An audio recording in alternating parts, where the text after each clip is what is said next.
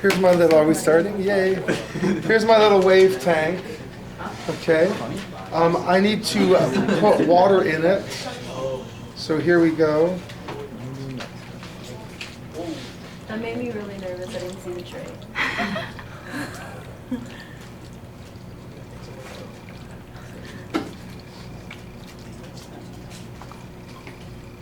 Alrighty. Is that good enough? Is that going to get me good waves? Yeah, that looks like good waves to me. Okay, great. We're going to learn about diffraction, of waves. Okay? Before I start on that, and direct the thingy over here, suppose you've got a brick wall. Okay? Here, let me make a, wait, what am I doing? You've got a brick wall, alrighty?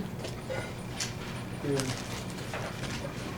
Okay, and you're standing here on this side of the brick wall, and your friend is standing on the other side of the brick wall. You guys okay with that? That brick wall does not let any waves pass through it, light nor sound. You have a flashlight. You shine the flashlight. Are you going to be able to illuminate your friend with that flashlight?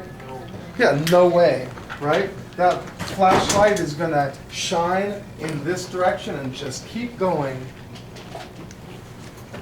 But let me ask you this. If you called out to your friend, hey friend, can you hear me? Is he going to be able to hear you? What's your experience? You've played handball and you've had your friend on the other side of the handball wall before. Can he hear you? Sure, of course he can. He can hear you.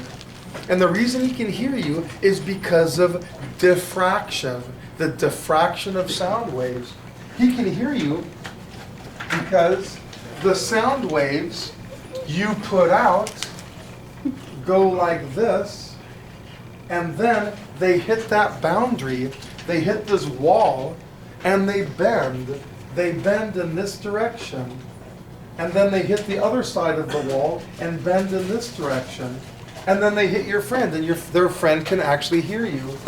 Or the sound waves emanating from you go in this direction, and then they hit the top and bend and hit the side and bend again, and they end up coming back down, and now your friend can hear you.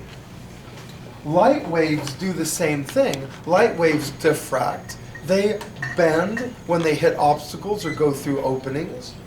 But because light waves have such an incredibly low wavelength, and sound waves have an incredibly high wavelength, sound waves, the wavelength is like a meter. Light waves, the wavelength is, 300 times 10 to the negative 9th meters. So the point I'm making is it is diffraction of waves that allows this guy to hear you. It's the bending of waves as waves go through obstacles or go through openings or around obstacles. And we call that diffraction. I'd like to demonstrate diffraction now with my little wave tank. Okay. Can you see? I'm using this. You see? Oh my God! I'm using this thing, right? And I'm going to use this thing to generate linear waves. And do you see my waves are somewhat linear, okay, linear. Are you guys seeing those linear waves? Yeah. They're going off in a straight line, correct? Yes. Okay, great. Well, now I'm going to put an opening for those waves to pass through. Those waves are going to pass through that opening. And I want you to see what happens to my little straight line waves when they pass through that opening. What do the waves look like when they pass through the opening? What's that? Describe right here at the opening. What does the wave look like as it passes through? Oh, come on. What shape is that? Circle. Yeah, anyone thinking semicircle? Absolutely. Wow. Were you seeing that? Were you not seeing that? No, I was. Okay, I'm concerned. No, 'cause that's a full circle. So so you guys okay that it's looking like the upper half of a circle, okay? Which means, let's say some dude is standing here and he shouts, "Hey, my friend," and you're right here, you're right there. Are you going to be able to hear him? Yeah. Absolutely. Why? Because the wave bends. Because the wave bends from being a flat wave to a semicircle, and those waves of the semicircle, yeah, they're going to hit you. If I'm right here, they're going to hit me. You see what I mean? That's the diffraction of waves, the bending of a wave as it passes through an opening or goes around an obstacle. I want you to see I'm getting a little bit of bending of the waves around the edges of those boundaries too. I want you to see the wave is coming like this as a straight line, right? It's coming like a straight line. I don't know how I can model a straight line, okay? It's coming like this as a straight line. It hits this guy. It doesn't just keep going as a straight line. There's going to be a little bit of curvature on the edge. See if you can see, can you see curvature on the edges when the wave passes through? Are you seeing that effect at all? Yes. I don't know. Okay, but definitely you're seeing the semicircle in the center. Alrighty? That's diffraction of waves. Well, there's two things diffraction depends on. Number one is the size of the opening. And now for the rest of my little demo, I'm going to really pay attention to just this opening. What if I make the opening really big? Do I still get semicircles? Look at the wave that's passing through. Is that a semicircle? Or is it more like the straight wave that's coming in? You guys seeing that it's straight, but essentially you've just got a straight wave coming in and the edges are being clipped off and the straight wave continues forward. It doesn't turn a straight wave into a semicircle like when the boundaries are close together, when the opening is small. You see that? What's passing through is pretty much just the straight wave without a lot of semicircularness. Whereas if I put it close together, I'm spitting when I talk now. When I put it close together, now I'm getting semicircles. You see? So I want you to see that the closer, the smaller the opening, the more diffraction you get. But diffraction depends on something else, which I find it very, very hard to model. And the other thing that diffraction depends on is the wavelength. When I give the waves a large wavelengths, that is if I'm just going, I'm slapping the water with this bar, and I'm just going slap, slap, slap, slap. And I'm going to get a lot of diffraction with really big wavelengths, okay? But if I make really, really small wavelengths, like that, I don't know if you can see that the waves, I don't know, is it happening? The waves are supposed to just force their way through without much semicircularness. That is, supposedly, a guy standing here could hear the wave if it had a big wavelength, but when I go boom, boom, boom, boom, boom, really fast frequency, high frequency, low wavelength, then this guy isn't going to be able to hear it. But I don't know if I can really demonstrate that very well. I don't know if it's happening. Like big wavelength, that guy's hearing it. I don't know if you can see that wave is passing through more or less. But if I do high frequency, now, there's kind of a boundary. Come on, what am I doing? Okay. There's kind of a boundary of the wave that's passing through. I don't know. Well, I don't know. Just believe me, I guess. Here, I'm going to talk more about it now by drawing on the board. Let me see if I can move this without making a watery mess. Oh wait, I need to get these off of here. Whoops. Oh my gosh, I almost knocked the whole thing over.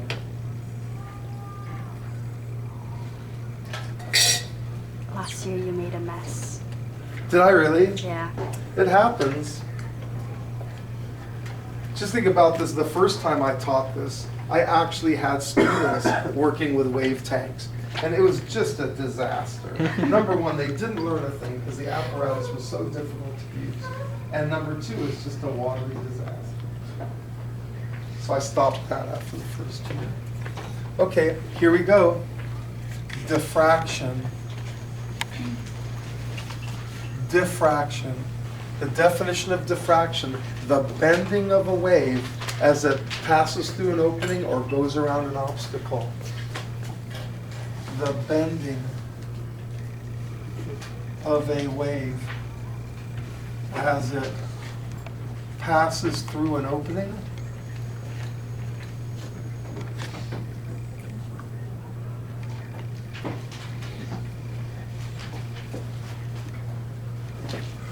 passes through an opening or around an obstacle.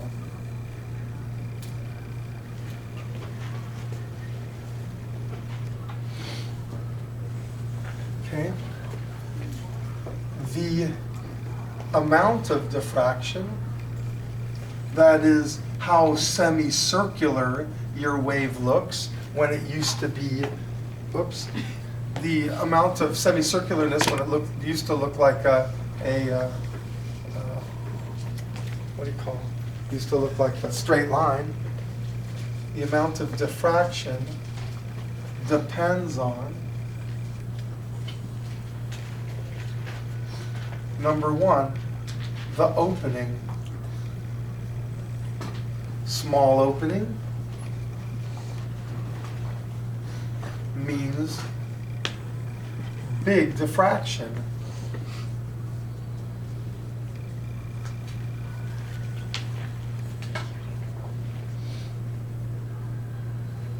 Let me give you an example.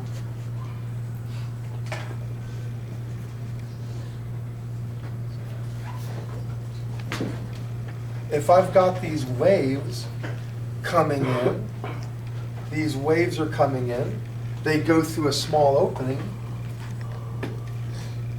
and what emerges are semicircles, which means big diffraction. But if I've got waves with the very same wavelength coming through an opening that's rather large, like that,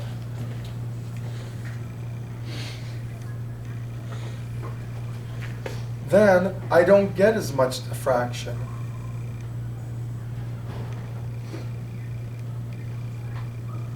I end up with something that's kind of looking like that.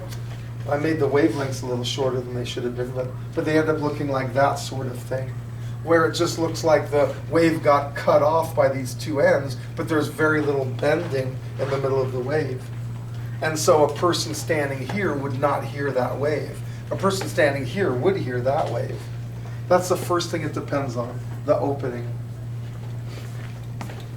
The second thing it depends on is wavelength. Big wavelength means big diffraction.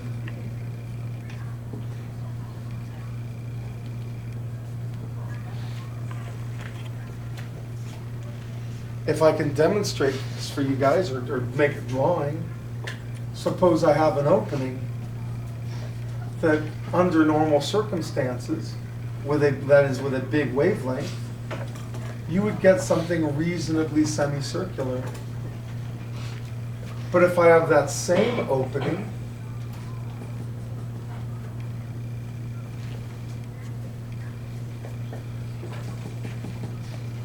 and the wavelength is really small, that is the frequency. Did I make the opening the same?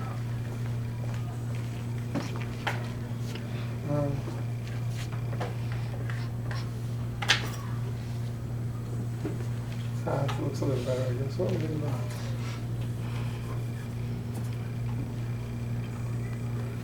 That's better.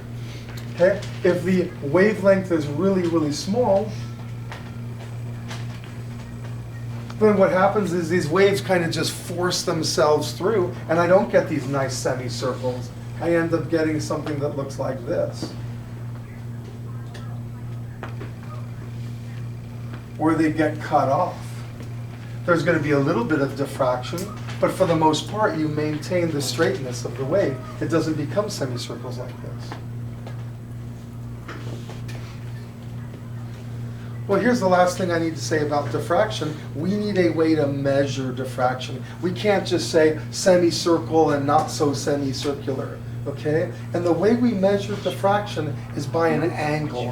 What we do is we draw the perpendicular bisector of the opening. There's the perpendicular bisector of the opening. And then we say, okay, how far do those waves go before I don't see them anymore? You know, before a dude standing here wouldn't hear them. This angle here is the diffraction angle theta. And theta is measured relative to the perpendicular bisector of the opening. So like, look here, if my waves are semicircular, then what's going to be my theta now? Where I'm drawing the line, but shoot, I'm getting waves all the way off to the side. What's my theta there? Yeah, 90 degrees. This is a theta of 90 degrees. So that's the biggest theta can possibly be, is 90 degrees. So you look at something like this, and you go, okay, this is my diffraction angle right there. There's theta. A dude at an angle less than the diffraction angle will hear the sound. A person occupying a place greater than the diffraction angle won't hear the sound so good.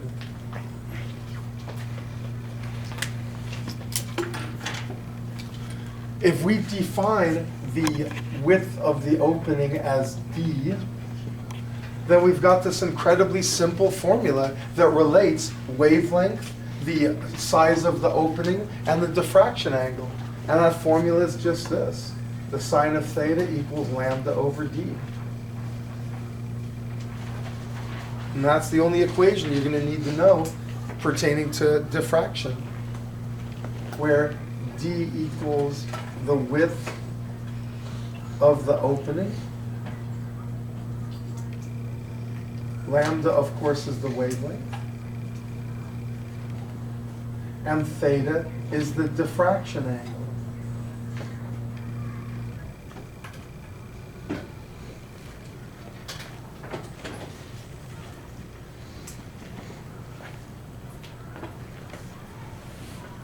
Okay.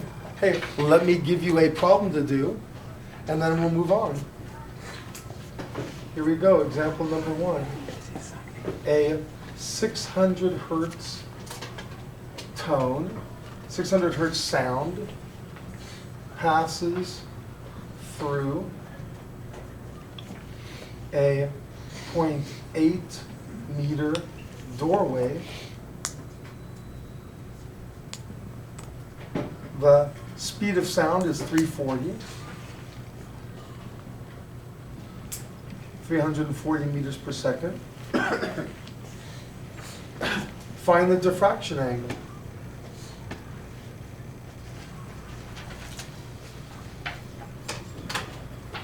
Good luck, you guys.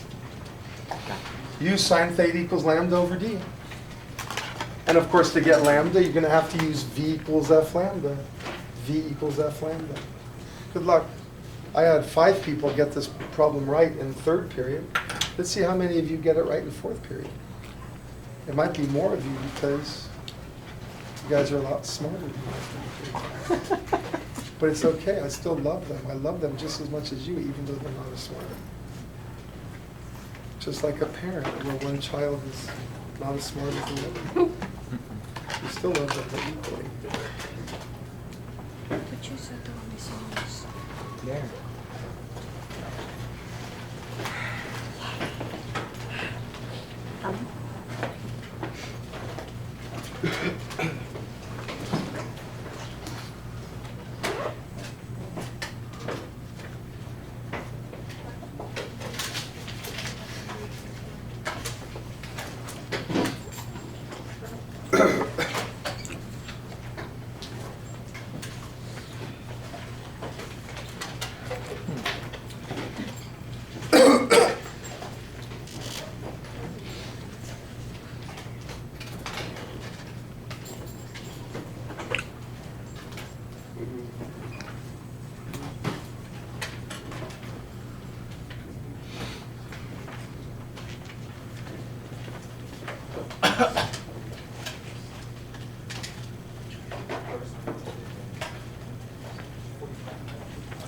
By now, you should have found that lambda is 0.57 meters, and you're ready to plug into that formula. Is anyone not getting 0.57 for lambda?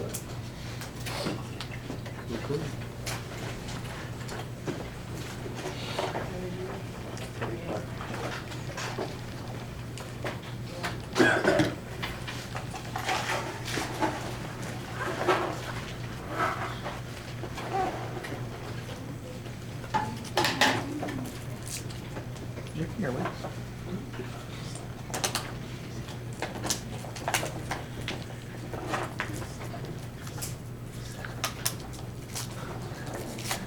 So what are you guys getting for theta? What'd you get, DeAndre? 45.1 degrees. How many people got 45 degrees approximately? Yay, oh my God, you guys, way more people got it this period than last period. I guess we can conclude that you guys are more worthy of love. Okay, good, 45 degrees.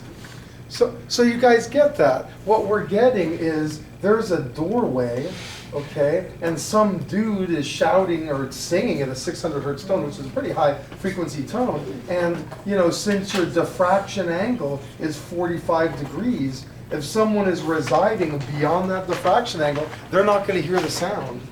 But if you're within that diffraction angle, you know, one way or the other, then you get to hear the sound. Alrighty, hey, that's all I got to say about diffraction right now. There's some conceptual problems that you guys are going to do that address this, and we'll talk about that when it comes. But for now, it is time to learn about a standing wave on a string. Woo! I agree. Now, if you have me for calculus, you already kind of learned about this, which is interesting. So this is, you know, you're already there. But if you don't have me for AP calculus, this might be the first time you're ever seeing this.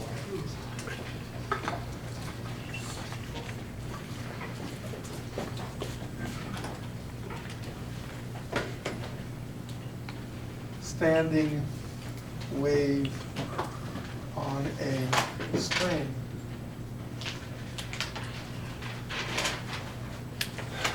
I'm going to teach you three things. Number one, I'm going to teach you where the standing wave comes from, why it actually, oh, I'll get over here, why it actually, oh, I was good over here? Okay, thank you. Why it actually happens, number one.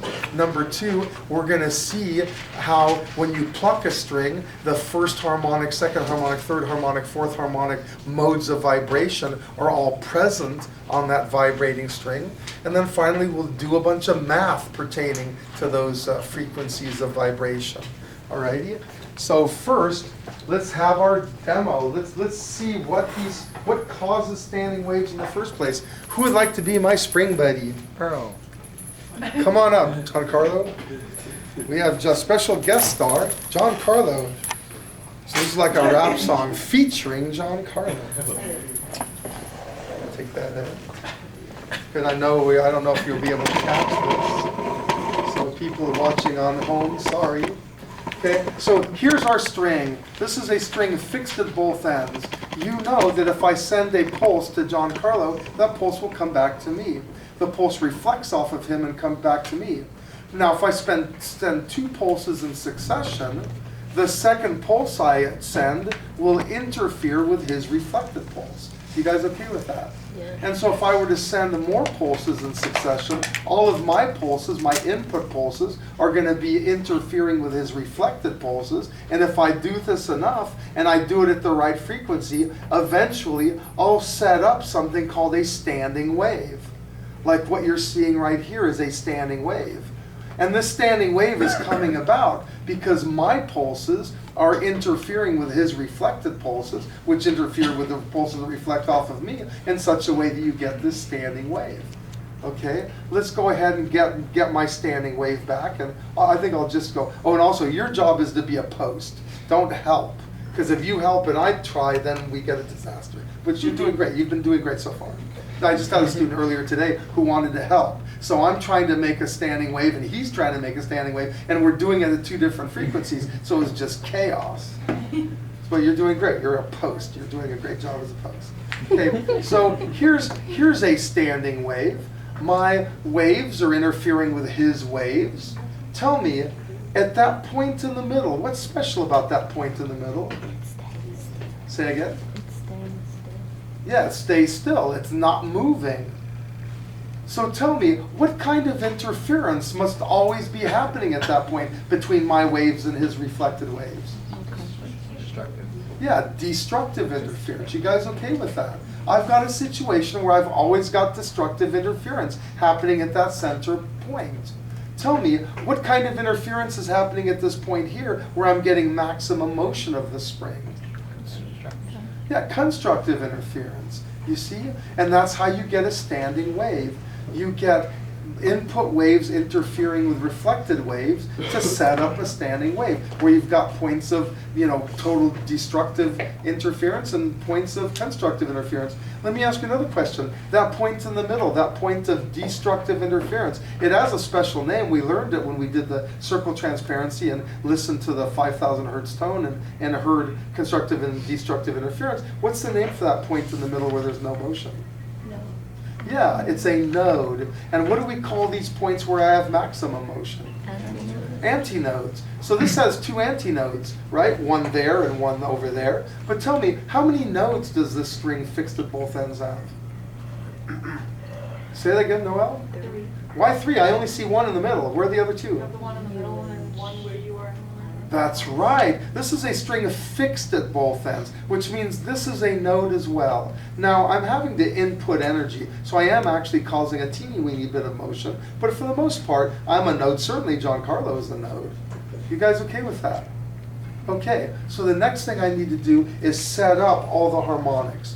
When you pluck a string, the frequency you hear is this mode of vibration, the fundamental mode of vibration, or it's also called the first harmonic. Okay, this is what you hear. Do you see the frequency of oscillation? It looks to be about 1 hertz maybe, or a little less than 1 hertz, a little less than 1 cycle per second. If I pluck this string and you had the capability of hearing that, you would be hearing a 0.9 hertz tone. Okay, that's the frequency you hear, the frequency of vibration of this standing wave. But when you pluck the string, you don't just get this mode of vibration. Overlaying that mode of vibration is the second harmonic. This is the second harmonic. Now, the amplitude of the second harmonic is going to be actually a lot less. I'm going to tone it down. The amplitude of the second harmonic has to be less than the amplitude of the first harmonic. If the amplitude of the second harmonic was greater than the amplitude of the first harmonic, then this is the tone you'd hear. You'd hear that tone. Which, do you see that the frequency of this guy is a lot faster? This one's 1 and 2 and 3 and 4 and 5 and that's a pretty high frequency. Whereas when we had our first harmonic, the frequency was 1 and 2 and 3 and 4 and... Do you see how this frequency is a lot lower than the second harmonic's frequency? And you can tell by how fast I'm having to move my hand. But on top of the first and second harmonics, you also get the third harmonic mode of vibration. Are you guys okay that, wait, let me see if I can get it. Come on, baby. Wait, my poor hand is getting tired. Let me try my left. Am I as good at doing standing waves with my left? Obviously not. Wow, I'm just terrible. Here, just a second. I know I can do it. I know I can do it. Come on. There we go. Oh, almost. Let me try the right again. Oh, that's the second harmonic. I have to go a little bit higher. Oh, there we go. You guys okay that that's the third harmonic? Okay, and try not to move your hand as much as you can. Okay, that's the third harmonic. You guys okay with that? How many antinodes are there on the third harmonic? How many antinodes? 3. 3. How many nodes? 4. You guys okay? That's the third harmonic. And can you see what the frequency is now? 1 and 2 and 3 and 4 and 5 and... That's a pretty high frequency. And as I go higher and higher harmonics, I'm having to move this thing faster. By the way, what do you notice is happening to the wavelength? Are you guys getting that the wavelength is decreasing? And that would be making sense. If the frequency is increasing, the wavelength has to decrease because the speed of a wave isn't changing. The speed of a wave from me to Giancarlo is not changing. So now, of course, you get the fourth harmonic. Let me see if I can get the fourth harmonic. Is that what? Wait. Is that the fourth harmonic? Yeah. Try as best as possible. Try not to move your hands, because like you're doing this right now. I don't know if you're aware of that. And when you do that and I do it, then it doesn't happen for us. Third harmonic. Oh wait, we're almost there. Well, come on, baby. What is? Wow. Why is it not happening for That me? looks like the 10. Is it me? I tend to blame Giancarlo just because I always blame other people for my problems. Well, do you see that this? Which harmonic is this guy? 1, 2, 3, 4, 5, 6. Fifth harmonic. Sixth 15. harmonic. I'm trying to get the fourth harmonic. Come on, baby. Wait. Okay. I got it pretty close a few times. Yeah, I try to get it, and then it messes. Is That's that the fourth. That's the fourth. Okay, well, I'm tired. Thank you, Giancarlo. Give him a hand.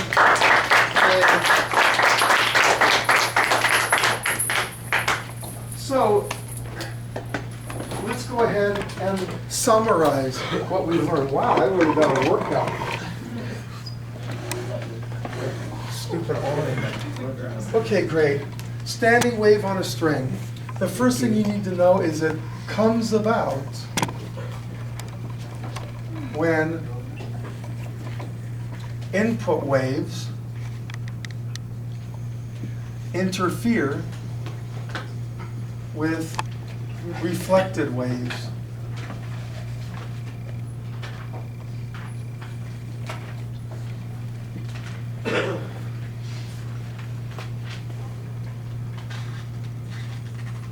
Comes about when input waves interfere with reflected waves, and they give you that standing wave pattern. Here's an example of a standing wave that many of you have probably experienced. Has anybody ever opened the back window of their car? And only the back window, and then you're on the freeway? What does it sound like in your car? Yeah, like a helicopter. The How many people have actually done that? Okay, good. I don't do it. It's my 8-year-old daughter who does it, and it's fun, I guess. But the thing is, when she does that, she's setting up a standing wave in the passenger compartment of the car. That's all that is. Now I'm getting the input waves from outside the car interfering with reflected waves inside the car, and I end up getting a big standing wave. And where it sounds really loud, that's an antinode, you know. And I assume if I move my head, I should get some quieter experiences. I don't know. I really haven't tried it. I should try it next time. But anyway, that's a standing wave. And our goal quite often is not to get standing waves. Sometimes you want standing waves, like with me and Giancarlo, I was trying for standing waves. But there's a lot of times you don't want standing waves. One place where you don't want standing waves is inside a concert hall. You know, you don't want. How many people have ever seen a concert inside a hall with walls and a ceiling, like the Disney Center or Bridges Auditorium in Claremont or somewhere like that? Okay, good. Well, you know that they can't have standing waves. You can't have waves reflecting off the walls and ceilings, combining with the input waves and making really, really loud and really, really soft regions, you know? You can't, like if you're sitting in a chair and you're listening to a classical music concert, but you happen to be at a node, so now you don't get to hardly hear it. You know, and you go, can I sit in your chair, sir, so that I can hear the concert? No, I'm in an antinode. I'm really enjoying this concert. Do you see what I mean? Like, you can't have that in a concert hall. So they have to make the roof, you know, the ceiling and the walls in a very particular design so that you don't get standing waves in the concert hall. There's one concert venue where you don't have to go to that trouble, and that's the Hollywood Bowl. Because tell me, what's special about the Hollywood Bowl? It's outdoors. Yeah, it's outdoors, right? That sound leaves the orchestra, and guess what? It's gone, right? You don't have to worry about the sound reflecting off of walls or ceiling and standing up standing waves because there's nothing out there, you know? So seeing a classical music concert in an outdoor setting is actually really cool. And that was their idea for the Hollywood Bowl, to have a classical music concert setting with no walls or ceilings, so that there's no chance of standing waves or other crazy stuff. And so I love going to the Hollywood Bowl. Yeah, it's great. Okay, great. Let's go ahead and do some of the math associated with standing waves. Here's my string. My string has a length L, okay? And I'm going to put that wave into that string into oscillation, the first harmonic. Now I need some way to show the world that I've got a first harmonic. And so here's what I'm going to do. I'm going to put a solid line there and a dotted line there so that people get the, I don't know, the feeling that this is a wave that's going brown, brown, brown, brown, brown, like me and John Carlo's first harmonic. There's a name for this. It's called the first harmonic. Everyone in this class has to have the capability of drawing all the harmonics. Because on the AP exam and on my test, I'm going to ask you questions about lengths. I'm going to say, what's the distance between a node and an adjacent antinode? And the only way you'll be able to answer that question is to have the ability of drawing what your first several harmonics is. That is drawing what you saw me and John Carlo doing. Well, here comes the second harmonic.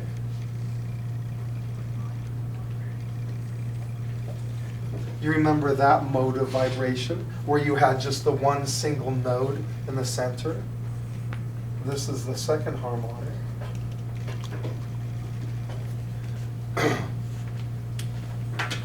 Also, I want to remind you, and I'd like you to put on your drawing, let's go ahead and label the nodes and the antinodes. So like this, in this harmonic, I'm going to have 3 nodes. Those are points of no motion or very minimal motion. Those are locations of destructive interference. And then I'm going to have antinodes. In this case, I've got one antinode there and one antinode there, where you have a point of maximum motion.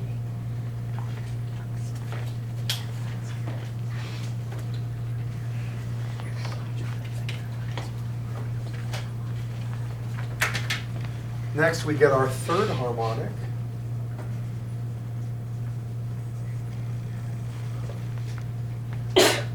Same string, same length. But now I'm going to have this mode of vibration, where I have 3 antinodes and 4 nodes. And then finally, the last one I'm going to put up here is the fourth harmonic.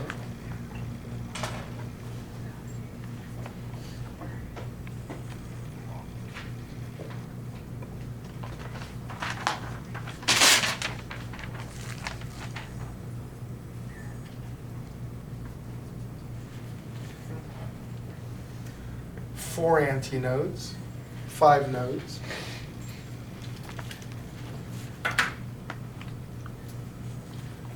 Quite often, if you're a music person, you will hear the term of fundamental or fundamental frequency. Fundamental. My U is fundamental.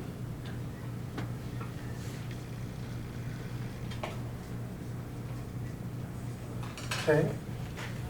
And then all the higher harmonics, they get a special name if you're a music person. They're called overtones. So this would be the first overtone. This is the second overtone, etc. But here in physics land, I'm going to use pretty much harmonic. First, second, third, fourth harmonic.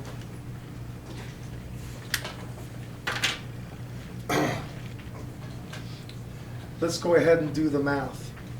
First, this length L, what fraction of a wavelength does this length L comprise? What do you say? Imani says half. Do you guys agree with her? Hope you see that. From here to here is half of a wavelength, right? If I have something from there to there, that's half of a wavelength, because an entire wavelength looks like that. So I hope you see that 1/2 of the wavelength of the first harmonic is equal to the length of my string, which means the wavelength of my first harmonic is 2L. Now that I have an expression for the wavelength of the first harmonic, I can get an expression for the frequency of the first harmonic. We know that V equals F lambda, but it's going to be F1 lambda 1 because it's the first harmonic I'm dealing with. So my frequency of the first harmonic, that is my first harmonic frequency, is going to be V over lambda 1. which is equal to V over 2L. So that's my fundamental frequency, V over 2L.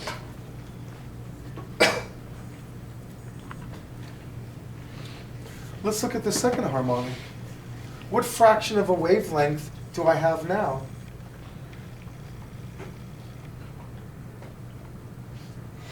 Someone just shout the number out. How many wavelengths do I have now? You thinking one? You are, you win. Yeah. The wavelength of the second harmonic is L, which means the frequency of my second harmonic is going to be V over lambda 2, which is V over L. But here's an interesting thing I'm going to do. I'm going to rewrite this as 2 times V over 2L, so that you show the world, hey, guess what? The frequency of my second harmonic is twice the frequency of my first harmonic. And I think you could see that when I was doing my hand, that my second harmonic was twice as frequent as my first harmonic. Well, let's do the same thing here. How many wavelengths do I have here now in the third harmonic? Say again, Gavin? 1.5? Yeah, 1.5, 1.5, 3 halves. So I got 3 halves of lambda 3 is equal to L. From there to there is L, and L is 3 halves of wavelengths. So lambda 3 equals 2/3 L, which means my third harmonic is going to be V over 2/3 L, which is equal to 3 times V over 2L. So the frequency of the third harmonic is 3 times the fundamental frequency. Without me even doing anything, can you predict what the frequency of the fourth harmonic is going to be? 4 times V over 2. You guys okay with that? That it's going to be 4 times V over 2L? Great. Hey, I can do it. This is two wavelengths, right? And so my wavelength is L over 2. And so my fourth harmonic is going to be V over 1/2 L, which is the same as 4 times V over 2L. Yeah.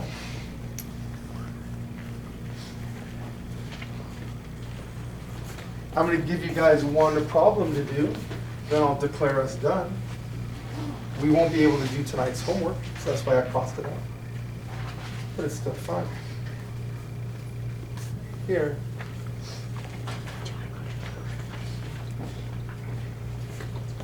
So generally, the frequency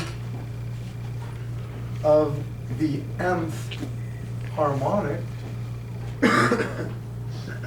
F sub n, equals what? How can I get the frequency of any harmonic? What should I do? Series. What's that? Yeah, series. No? Just the nth. Let's say I want the fifth harmonic. How do I get the frequency of the fifth harmonic? Yes? Yeah. N times V over 2L. N times the frequency of the first harmonic. That's all. It couldn't be any simpler. So here comes the one example I'm going to give you today, then we'll do more tomorrow. What if I had a tone and I told you the third harmonic was 750 hertz? Could you get me the frequency of the fourth harmonic? Good luck.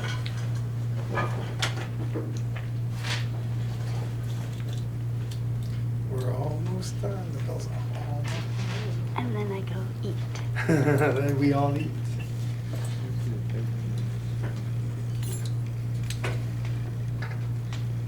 I forgot mine and Gavin's lunch at home. Oh, you forgot it? That's pretty funny. I remembered Alex's dress, but I forgot. I forgot our food. Okay, what'd you guys get for F4? How many people got 1,000 hertz? Yay! Someone explain, how'd you get 1,000? Was that you, DeAndre? How'd you get 1,000? Well, the 750 divided by 3 is 250. Good, so he found the fundamental frequency is 250 hertz. Great, and then what? I just multiplied it by 4. Yeah. You guys okay with that? It's that simple. Okay. Hey, we'll complete this tomorrow. Thank you for your patience. Bye-bye.